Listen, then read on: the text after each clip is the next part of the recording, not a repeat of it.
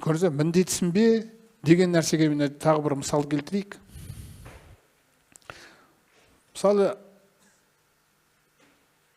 жеміс ағашына қарайтын болсаңыз, жеміс ағашы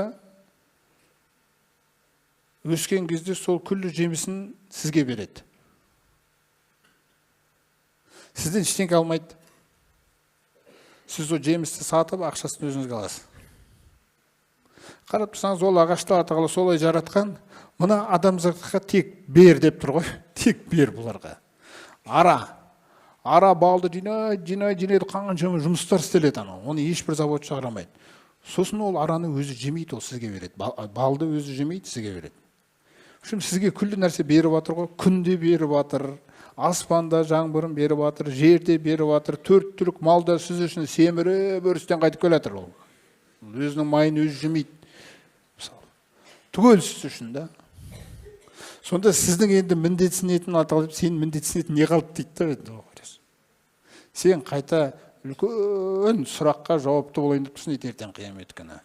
Алайда менің жаңа осы айтқандарымды орындайтын болсаң, есебіңді, сұрағыңды азайтамыз. Сондықтан осы қасиеттер біз үшін өте маңызды.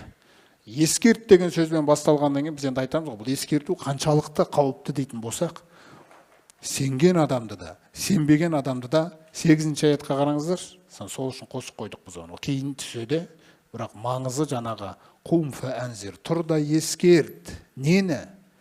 Фәиза нуқира фин-нақур. Ан-нақур деген сұр деген сөздің баламасы.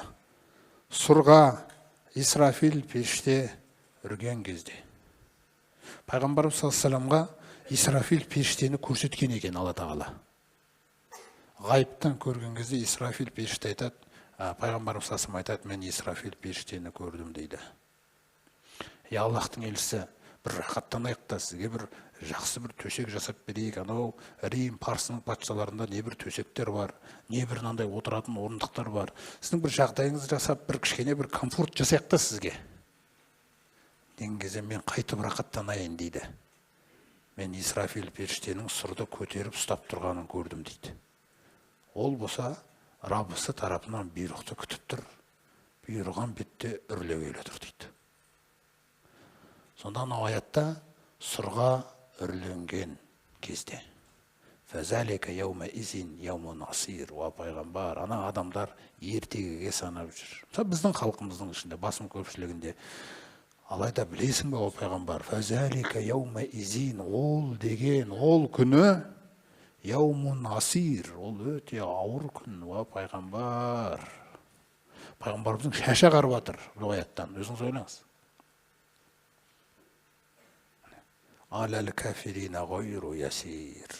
Қияметке де, Алланың жалғыздығына да, исламның құндылықтарына да, бұйрықтарына да, тыйымдарына да, тура жолға да, осының барлығына иман келтірмеген, мойындамаған кәпірлерге бұл күн жеңіл болмайды.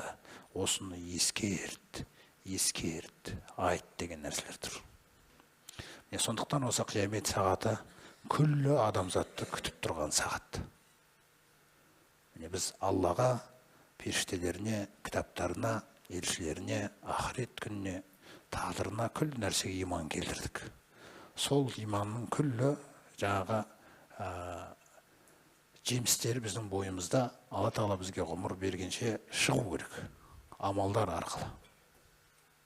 Сондықтан бұл хабарландыруды кім хабарлайды халыққа жүрген жерінде? Сіздер мен біздер. Осыны хабарлаймын. Иншалла өмірімнің бірнеше осындай бір пайызын осы жолға арнаймын. Әйел болсам да, ер болсам да деген сізде мақсат болу керек. Шіркін-ай, Хадиша анамыз да осындай жолда болды ғой. Кешегі Айша анамыз да, пайғамбар саллаллаху алейхи вассалам, Абу Бакр де осы жолда болды дегендей нәрселер. Сондықтан біз бен халықтың арасындағы байланыс, біз халықты тура жолға қарай ояту керекпіз. Иманы жоқты иманға қарай ояту керекпіз. Ескі иманы барды жаңа иманға қарай ояту керекпіз. Иманы бар, бірақ амал жоқты амалына қарай ояту керекпіз. Осылай әркімге біздің алдында міндетіміз көп, осы арқалап тұрған. Сол үшін бізге осы қасиеттер, ұйқыны қою, жеңімізді түріп кірісу, айналаңызда өзіңіздің жаңағы Алла тағаланың осы тура жолын жеткізу, ескертетін нәрсені ескерту.